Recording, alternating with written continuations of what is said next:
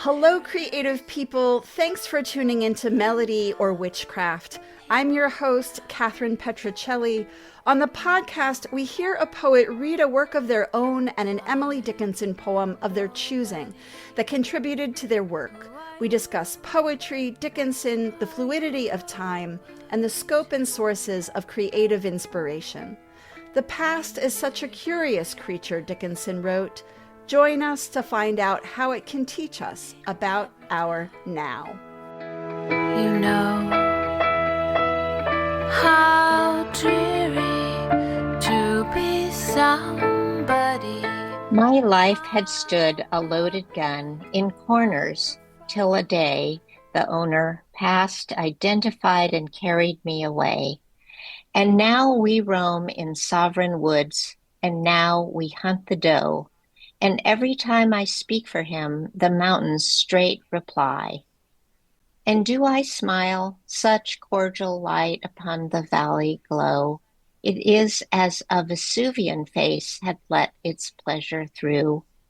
And when at night, our good day done, I guard my master's head, 'tis better than an eider duck's deep pillow to have shared. To foe of his I'm deadly foe. None stir the second time on whom I lay a yellow eye or an emphatic thumb. Though I than he may longer live, he longer must than I, for I have but the power to kill without the power to die. That was Brenda Hillman reading Emily Dickinson. Brenda Hillman was born in Tucson, Arizona, and has been an active part of the Bay Area literary community since 1975. She has published chapbooks with Penumbra Press, A+, Bend Press, M Press, A- Press, and Albion Books, and has published 12 full-length collections with Wesleyan University Press, including her upcoming title, Still House in the Desert, An Echo Contemplation, September 2026, and her recent collections, In a Few Minutes Before Later, Seasonal Works with Letters on Fire, which received the International Griffin Poetry Prize, and Extra Hidden Life Among the Days, winner of the Northern California Book Award. Hi again, Brenda. Welcome. Thank you. Hi, Kathryn. Thank you so much for having me on your program. For sure. So I know, of course, that this poem of Dickinson's that you chose connects in a sort of literal way with the poem of your own that you've brought, and you reference this poem in that poem. But this poem must have entered your sphere, entered under your skin at some point to be able to write your own poem the way you did. What is it about this Dickinson poem for you?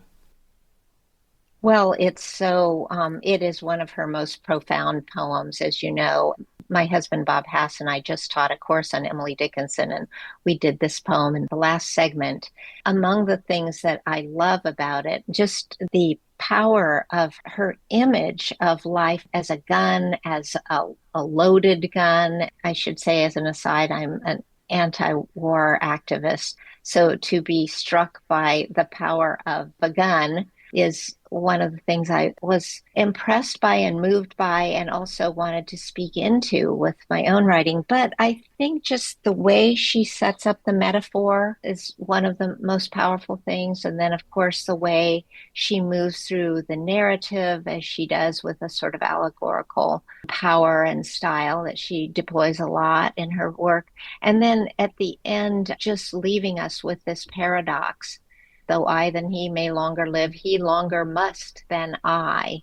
And I have lived with that paradox, as with many of her poems. You live into the paradox, you live into the conflict between what she's saying and what she's implying. And the longer you try to chew on it as a koan almost, that's against itself as logic, but also creating its own new logic by just doing that. So yeah, I still love it and live with it. And yeah.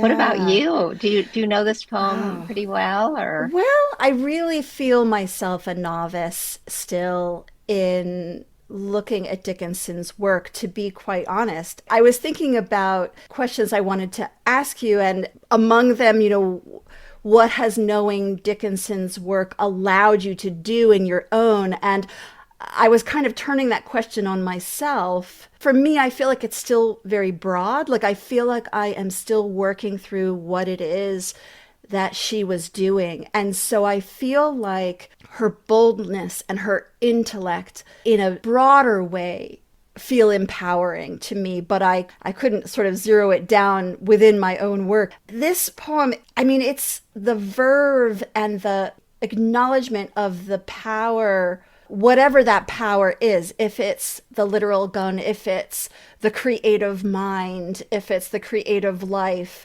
And, employing her Vesuvian, right, comes back in this one Yes, as yes, well, yes. is Yeah. kind of startling. That central stanza, and do I Mm. smile such cordial light upon the valley glow? It is as a Vesuvian face had let its pleasure through. It's curious and kind of creepy. It's really creepy. I completely agree with your word there.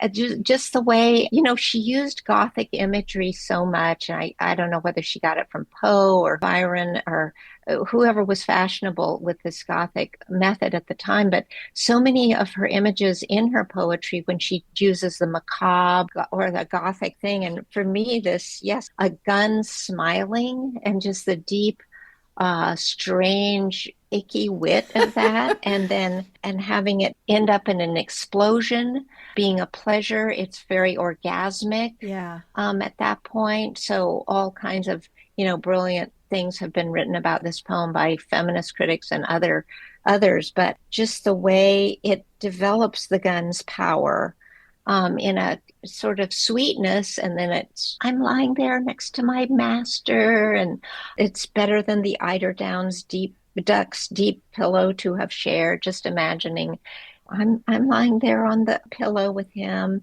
It's just a strange image, and the more I think about it, the stranger it gets.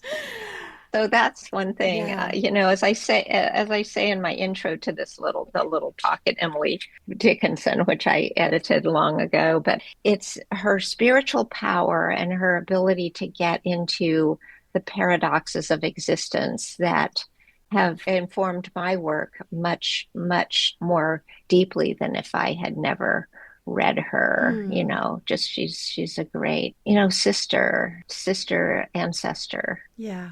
Yeah, sometimes Whitman and she are called the mother and father of American poetry, but I don't agree with that actually. Actually, I think of her as a sister more than than a mother, because she I like that very might have much. Yeah. eschewed the maternal Right. role. I That's have right. other figures that are more maternal for That's me. right. Yeah, She's more of she yeah. was the babysitter, right? She, Yes, yeah, right? yes, Everyone went to church and she watched yes, the niece yes, and nephews, yeah, and she yeah, got them into all kinds of trouble and slipped yeah, them all yeah. the I'm gonna, treats. And yeah, she's that. yes, She's yeah, the fun yeah. aunt. Yeah. Right. Pretty Yes, much. yes. Yeah, the renegade. Yeah. Yeah, so you bring up the Pocket Emily Dickinson, which you edited Hmm. back in 1995. And as an editor, are your hopes for your reader different than with your own work? Well, I guess so. I've edited a lot. I edited this book, and I've co-translated and edited quite a few books, and I served as an editor for UC Press for 12 years, which was a really great, wonderful Right. thing, and also a University of big California challenge. Press. Yeah. Yes, University of California, and that series was just marvelous to do. I would say that the goal always is, and certainly with my own work, is to just make lasting objects that will live past one generation of readers, because there's so much poetry now that seems flighty or that seems of the moment and then it's going to vanish. But I'm interested in making objects that'll live multi-generations, that'll go deeper and richer through time. And of course, Emily, our sister Emily, did not have the benefit of really knowledgeable editors for a long time. The people who discovered her work did the best they Right. could given their aesthetic and given their time, but they did not do what her work needed, and it's been continually re-examined and recast and so on. So I really wanted to create a small object. This book was even much smaller. I don't know if you saw the little tiny one originally, but it was even smaller. And then now recently they've made a bigger one. It still fits in a back pocket, but I think it's a little bigger now than that first one. I kind of like that size. And with my own work, I want it to last. I want people to be able to carry it in their pocket, or one poem or lines that they love. And you just want objects that people will love and that aren't just sort of scribbling self-expressions of, yeah, here's this moment, and then it'll vanish like the Kleenex tissue, you know. What do you think gives poetry that depth and that timelessness? Is it staying to universal themes? Because I feel like certainly most of the poems we're going to pick up at least try in that direction. I'm kind of trying to differentiate, sort of the category of flighty and then what is going to be the line that haunts you. Well, I think the key is exactly in what you just said there at the end. I think, the difference between poetry and other forms of worthy writing has to do with musicality and with the best words in the best order. And so you're hearing things that sound inevitable. Bob and I were just participating in a session on Wallace Stevens' poem, and we were all struck by the fluttering things having so distinct a shade at the end of his monocle de mon oncle. And it's like that line could only be said that way. And in Dickinson, the lines could only be said that way. And I feel that's true.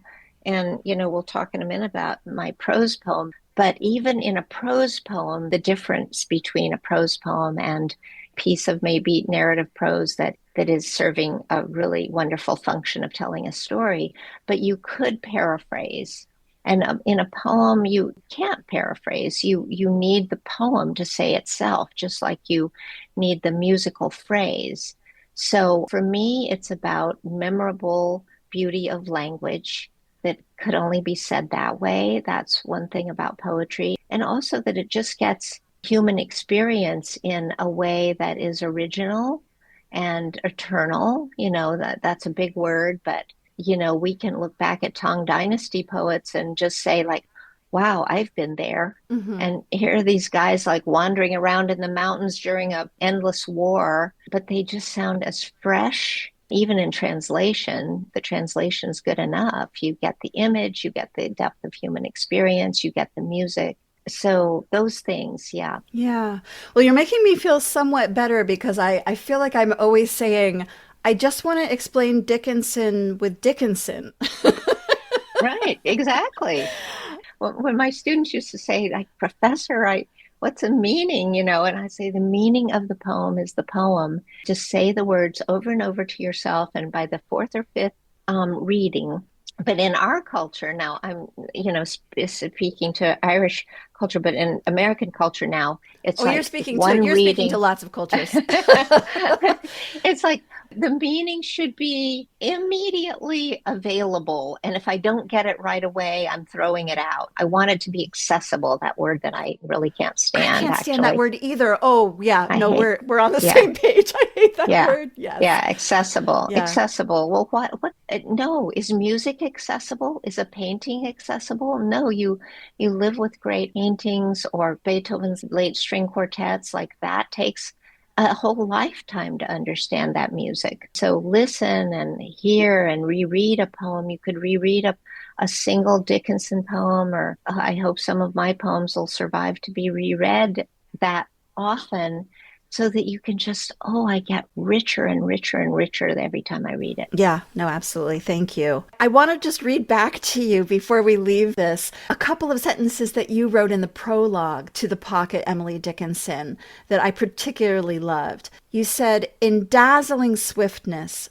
we can see her great spirit intercept a question and take it to the interior spaces we didn't know we had. There the poem stays like a tremendous piece of news dropped down a trap door.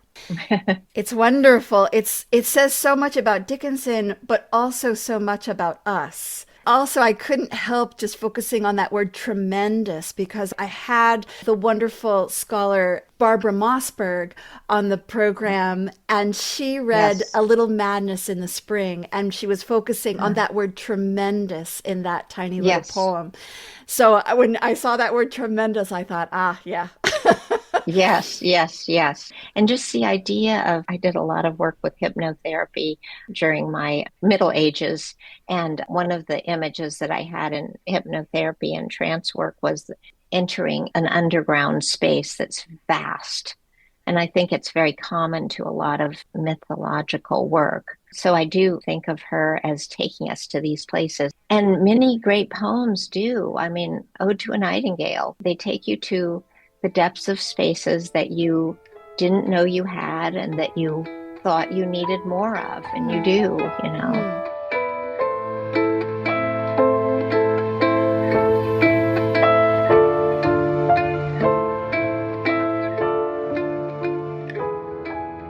You know, I'm always trying to ask in different ways and from different angles questions about what poets of the past bring us as opposed to our contemporaries.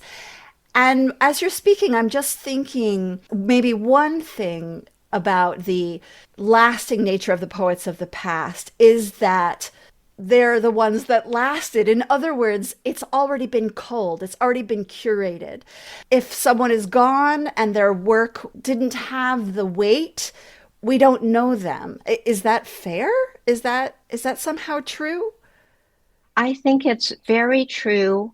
And it's also got a kind of ancillary or codicil attached to it. What you say is true, and we do inherit our ancestors in that way that become for us like this rich trove. I mean, I always say to people, who are you writing for? And I say, the great dead, you know. I'm writing for the great dead as number one, and then for my contemporaries. And I have a whole list of, you know, how I can figure that.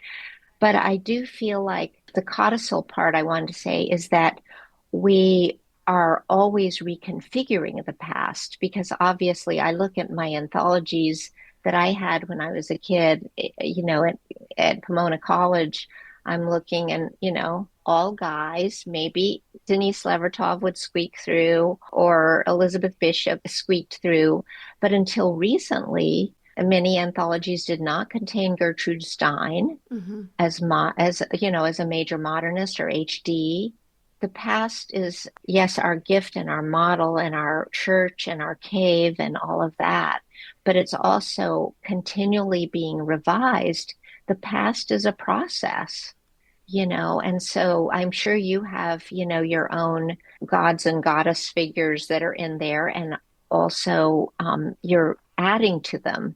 I just lost a friend a couple of weeks ago, Dale Going, who's an amazing poet, and she's now among the people that I think of every day as somebody, oh yeah, I'm saying my meditations to her. Oh. So yeah, I think it's very big and broad and huge the way we share our experience with our great ancestors. Yeah, thank you. Mm. Yeah, and so you're really writing back to them, you feel, as your first line of duty, I guess, if I could Well, say. back and forward, I'm also writing to the future. I had experiences that are somewhat painful of being left out of current anthologies that have a more mid-range. I don't want to put down the aesthetic, but it's a more like everybody can get these poems, you know. But there are anthologies that include a much different range, like people that are kind of cutting edge or doing things that are kind of out there. And so I feel like we should write into our idea of the ancestors and the people that brought us here, and also to the present and the future as much as we can, you know, pushing it. For me, it's been very important to show the way to other, particularly writers who are interested in formal experimentation and in more cutting edge or not resolving things in poems, Mm-hmm. um, Mm-hmm. because resolution doesn't interest me in that way, which Right. is one of the reasons I love this poem so much. Yeah. Yeah, Yeah. yeah. Yeah. I have to say, at the very end of this poem, too, there was a little moment where, among many other things that it makes me think of, for I have but the power to kill without the power to die, there was this little piece of me going, after all that, were we just coming back again to her desperately insatiable desire to know what's beyond death? Yeah. Is that where we were going all along again? But yeah, many, many things. I think that's a great point. I mean, I have but the power to be deathless. I can only be deathless. A gun can't be killed. A gun can only be an instrument. So she's configuring the self or the soul, the creative power that she has to be an instrument of this master who she's always in the service of, but can't die. She can't die. She can only have the power if she's in the service of something else. And that doesn't really resolve the paradox. I than he may longer live, he longer must than I, for have but the power to kill without the power to die. I mean, she has to last and also be subservient to this force that's going to help her instrumentalize the power. Now, there's a gender issue in the poem that's odd. And I always think of her master letters as maybe they're to this particular male figure. People have suggested they're to her sister-in-law, but there is a sense that she is in service of this other person, force, figure, Right. Right. which it doesn't bother me, that idea.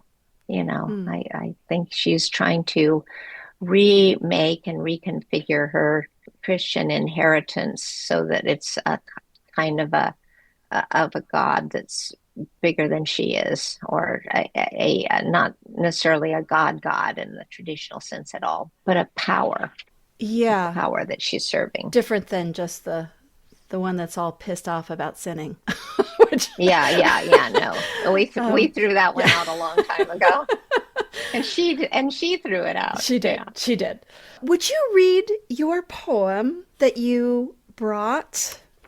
Sure. Yes, so this poem is part of this book, Extra Hidden Life Among the Days, that has lichen all over the front of it. I call it a prose ballad. The family sells the family gun, a prose ballad. I only held it once, but thought about it often, as you think about those times when your life had stood both loaded and unloaded. One brother knew of its existence, having seen it where it languished in the famed green storage unit from which it had been transferred to the bank box, but we never quite knew when. Information our father had and something he was squeamish about or proud of at the same time, the way Protestants are about genitals. We believed it was a Luger, maybe taken from a soldier in the war our father trained for, but didn't ever get to because he was wounded in the knee. Sustained is the word they use, sustained a wound in infantry maneuvers before his men were mostly killed after D-Day. When his ashes in the desert grave were lying, we took the weapon from the bank box. I put it quickly in my handbag to get it past the teller. The holster was the smoothest leather, brown and heavy, the yawning L shape of the Luger. Google says Georg Luger designed in 1898. The holster smooth as the jackets of German soldiers in the movies. And what had they done to make the cowhide smooth like that? And what had they done to the cow? We thought of burying it in the desert, but if you Google burying a firearm, it quickly changes to a search for buying a firearm. You can also look up how to load a semi-automatic weapon on YouTube, where a white man with thick hands and a wedding band shows you how to check for rounds, in what order, and tells you how to handle it with your dominant hand. We couldn't take it to the cops, even in my handbag, though Arizona is open carry, and you can take it anywhere in public, but the cops can shoot you if you take your gun to their station. One young Tucson cop named Matt agreed to come to us and checked the magazine and said it was unloaded, looked upon us with excruciatingly mild pity, said this relic might be worth some money, and stroked it the way some boys do. I couldn't tell what the brothers were thinking. It felt like a tragedy, but reversible. Our father's ghost stood like a tall working summer, like Hamlet's father's ghost appearing only in the day and good-naturedly telling people not to do the killing, but still trying to control the actions of the play. You can think about ghostly word weapons nonstop. Let's just take a shot at it. She was going great guns. He loved her but couldn't quite pull the trigger. Better to just bite the bullet, kill an hour or two. And for some reason, maybe sorrow for our father's power, lack of power, I felt a twinge when my brother whisked the tiny heavy out of there. My life had stood a secret, little, hiddenly shameful semi-automatic firearm, and when at night our good day done, I guard my master's head. My younger brother sold it for $600 at a Tucson gun shop, one of those outfits where the master paces behind the counter offering advice on collecting and is so proud of his stash. It was a Tuesday, I think, a Tuesday outside history where America is lost. And what should we do with the cash? For my brothers. Thank you. I love this of information our father had and something he was squeamish about or proud of at the same time, the way Protestants are about genitals. And this little beautiful monostitch that is so Dickinsonian, the syntax, when his ashes in the desert grave were lying. We took the weapon from the bank box, right? And we already know there's a famed green storage unit, which is great. A famed green storage unit. There's like, you feel like you could unpack that into its own poem. And then as well, this moment where we're on Google, we're learning about the Luger, and what had they done to make the cowhide smooth like that? And what had they done to the cow? And I feel like it's so extraordinary in this moment, in mid-story, in a poem, right? We don't have punctuation, but for some dashes, our ands, our ampersands, we are running through this very complicated story, but we pause to think about the cow. And I feel like it is such a significant moment to show the web of harm or the possibilities there. Yeah. Yeah, thank you. Thanks for noticing that. That little moment, you know how when you're in the kind of rush of creation and you're putting associations, and my poems are very associative. And I do, for the last at least 3 decades of my writing, want to make environmental harm and consciousness and repair central to the work.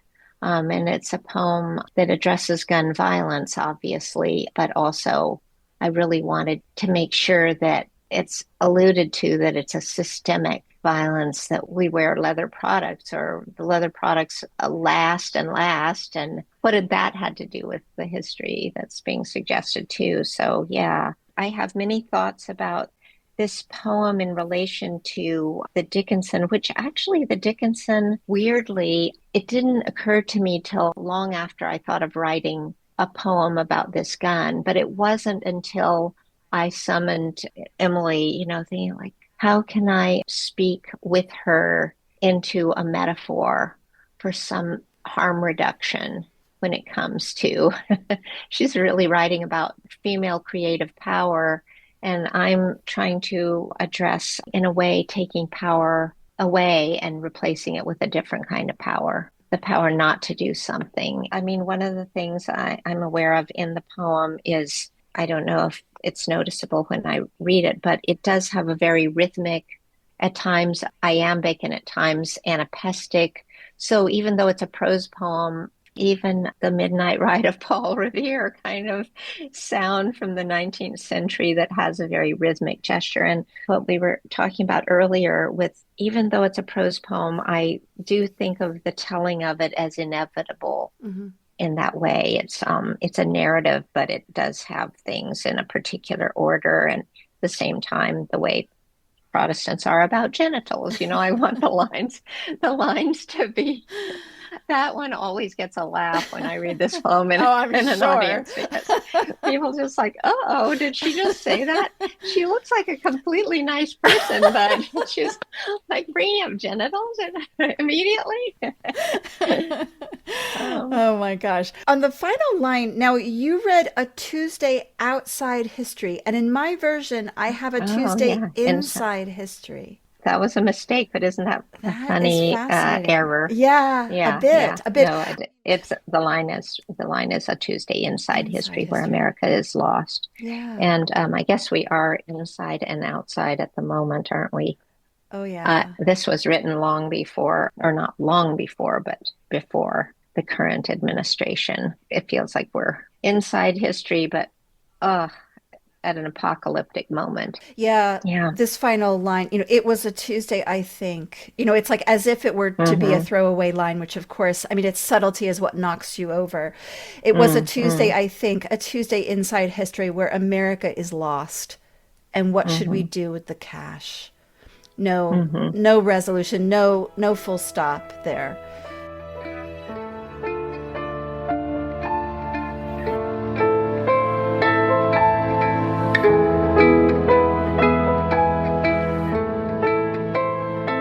Mm-hmm. I have a question for you that might feel like a jump, although I don't think it will to you. Mm. How often have you been arrested protesting? Twice. Okay. Twice. I have risked arrest quite a few times when I was protesting the Iraq War. And now, of course, there's such a crackdown that I think it's having some of the effect that they desire. I think of Robinson Jeffers' great poem, The Purse Seine, where the net is closing in around the fish. And the fish are getting in a smaller and smaller net. Or a time that I was probably almost arrested, law enforcement were doing what they call kettling, where they close in around a group of protesters and they kettle. And so you can't escape out of the kettle. And it is like the purse seine where you're trapped. But I don't think it's necessarily the point. I think calling attention to the action at hand is the point rather than just getting arrested. I feel in your poem this theme also of once the destructive force exists, it is not easy to slide it under a rug. It is not easy to dispose of it. And I also notice in your poem, if we are to assume that the speaker is female, that she is the only female among the brothers, among the white guy on YouTube, etc., right? The cop, Yeah, yeah. the man who eventually buys the gun. Thank you for noticing that. I mean, when you're writing sort of quasi autobiographically, you're always suggesting that the speaker could be you and establishing a distance or a closeness or a distance from that figuration. And I was sort of flirting with Emily, in the first two lines because I only held it once, but thought about it often as you think about those times when your life had stood both loaded and unloaded. I mean, I guess, much as I love and worship Emily, I couldn't and wouldn't want to write from her positionality now. Not just because I'm me and I'm, a mother and grandmother and have this life. I'm retired now, but work for a salary and keep a household and do all this other stuff. But it's also my life had stood both loaded and unloaded. I guess I was thinking, what keeps you from proclaiming and declaiming yourself as a mythic ideal? And I don't think that for me as a modernist woman poet, I ascribe to knowing and loving that mythic part of myself as one thing, but it's not the only thing. So life is loaded and unloaded. like a lot of the times you're like unloading the dishwasher or you're unloading your damn computer program that won't cooperate, or there's so many moments of being unloaded. A diffuse or modernist style is much more suitable for my life than it would be in a hymn meter that she adopted. Right. The 4 stressed beats, the 3 stressed beats, the 4 stressed beats, the 3 stressed beats. That is the Yeah, hymn meter or the ballad yeah. meter, just to let folks know, because I know not everyone listening is versed in poetry things. And I always put lots of show notes, but sometimes it's always best to kind of chime in the moment. Right. I did want to ask about your upcoming book, because you call it an echo contemplation. And by the way, I also want to point out that the book that this poem that you read us comes from is full of photographs, and that there is a photograph of the gun in question. I feel like that's how you know you've made it. Like, okay, the Griffin Prize, sure, sure. But if they're letting you put photographs in your poetry books, I think that's how you know you're at the top of the heap. In my next life, they're gonna let me do that. So, are there photographs coming in the Echo Yes. Contemplation? And tell us a little bit about that, because you already mentioned how this is something you want to put forward. This, you are being intentional about including the climate and the planet in your work. So the deal about the photos, first of all, I want to just do a shout out and a big love hug to my editor, Susanna Tamminen. We had a program last year at AWP, and she spoke about how it was, I forget her image, but it was something like basically watching, a young child just be able to just play in, I forget what metaphor she used, but it was like, oh, she's doing that now. Well, I guess we need to go with it. I lucked out on earth to get this most beautiful editor, Susanna Tamminen, and she just has been very agreeable if I needed to try something stylistically, because I started meandering on the page in the early 90s with women's experimental tradition, showing outside the marginalia and outside of the page and words walking onto the page and so on. And then at a certain point, especially with my anti-war activism, I started just putting little testimonial photos. I think mostly I started that in Practical Water, but there were photos earlier also. And then I have used it as part of the look of the poem, sometimes to not necessarily to illustrate it, but as part of the dialogue with the nonverbal quality of sign systems. It's sort of ekphrastic, it's sort of playing into the work of art, but not always. Sometimes there's not even that much of a relation. So yes, I've gone on doing that in A Few Minutes Before Later, which came out in 2022. And then in the forthcoming book, it's about my mother's house. So it kind of continues some of the themes in this poem that I just read. Just family dynamic with spaces, because a lot of us have gone through having to get rid of things that families leave us, and the conscience and the big range and variety of feelings that we go through being in our parents' spaces, in our sibling spaces, and then in a larger sense for me, because I was writing about time in that book, the space of the 20th century and the kind of rooms that we find ourselves in the 20th century, so and 21st now. So yes, I've gone on with the photos and editors. Back to your question about editing. Oh my gosh, I can't believe how poor Emily struggled to try to get, Higginson's attention. And we were talking before we started recording about chapbooks. And Yeah. this isn't exactly two sides of the same coin, but I'm going to bring them in to the same question. I know the rules of interviewing, and I'm going to break them all.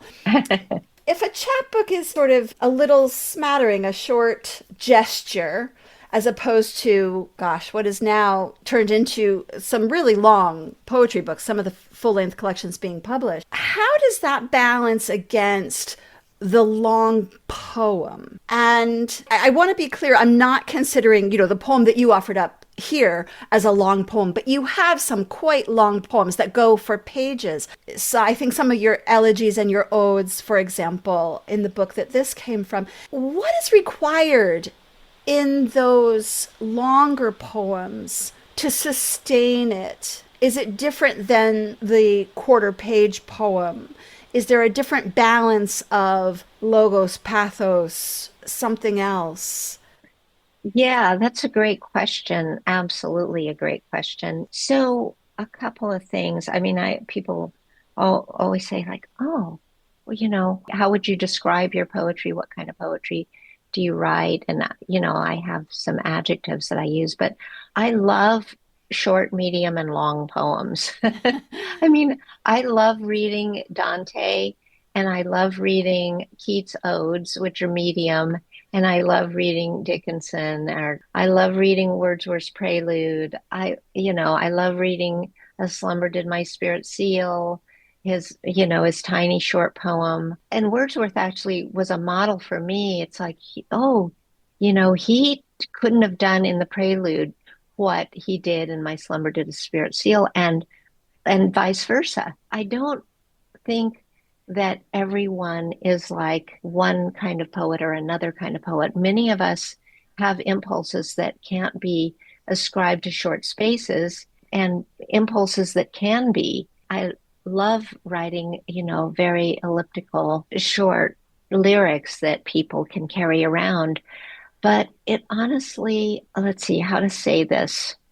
I think my very brief answer to what would be a very long answer would be that I want long poems to have the same power as a short lyric. That is, even if you have to read them over days, I want them to hold up as like little sections of them to have just as much linguistic power. I think the danger for me often with many of the long poems that are being written because they're being written on the computer instead of, I write everything by hand with a pencil. And if I write a long poem, I write it by hand over and over with a pencil because I want it to sound good. And back to our question about musical power, like I really want my poems to sound good and for people to be able to quote lines that they love and so on. And you just can't finish certain thoughts in a brief poem. Mm-hmm. This poem that I read required a narrative and it required a story to be embedded in it. It would not have had the same effect had I tried to do it in a very brief poem. And at the same time, I would love to have that effect in a shorter piece too. So I'm drawn to long pieces. I don't expect people to read them in one sitting. I don't expect to write them in one sitting. I often said to my students when I was teaching writing workshops that, that one of the differences between a young or emerging poet of an older age emerging poet is that you expect to sit down and I have a thought and I'm going to write a poem about it. I'm going to sit down and give myself an hour and then go have a cup of coffee. No, I mean, it very often now will take me months to draft 20 lines. Whereas in grad school, I might have written 5 20-line poems in a week, Mm-hmm. just And and maybe throw had away to, 4 of them. right? Yeah, Maybe that was the yeah, requirement too. Yeah. So yeah, just to, yeah. that's what the system kind of asks us to do, Exactly. isn't it? Yeah. Yeah, Yeah. absolutely. Yeah. So I don't know if that helps, but I think we all have these different impulses. And the relationship for me between a chapbook or what you were calling a pamphlet, the chapbook has this succinct unit ability to present either a longish poem, single longish poem. Brian Tier for Albion Press printed my poem about C.D. Wright, which Mm-hmm. pretty much went into this book Yeah. the way he printed it and the way I had written it. But I've several of the other chapbooks that you mentioned. One of the sequences, which the fire cage has to do with menopause and actually hot flashes. I've never reprinted in a book. It Mm-hmm. seemed like its own little thing, and I was happy with it to exist outside of a full length collection. I don't know if I ever will reprint it, maybe if I do a collected. Well, Brenda Hillman, thank you so much. This has been wonderful. Thank you. Your questions were amazing, and I hope that your audience continues to enjoy poetry and reading and writing. I always just say to my listeners and readers is I love writing poetry, but I also think it's just as important to read as to write. So thank you, Kathryn. Thanks for being with us today from Melody or Witchcraft. You can find out more about today's guest by going to brendahillman.net. Our theme music is by Emma Wallace. For complete show notes and photos, listen through the links at melodyorwitchcraft.com. You can also find us on Spotify, YouTube, Apple, and elsewhere. Regardless of where you listen, support us by commenting, liking, reposting, recommending. We'd love to hear from you. Long journey.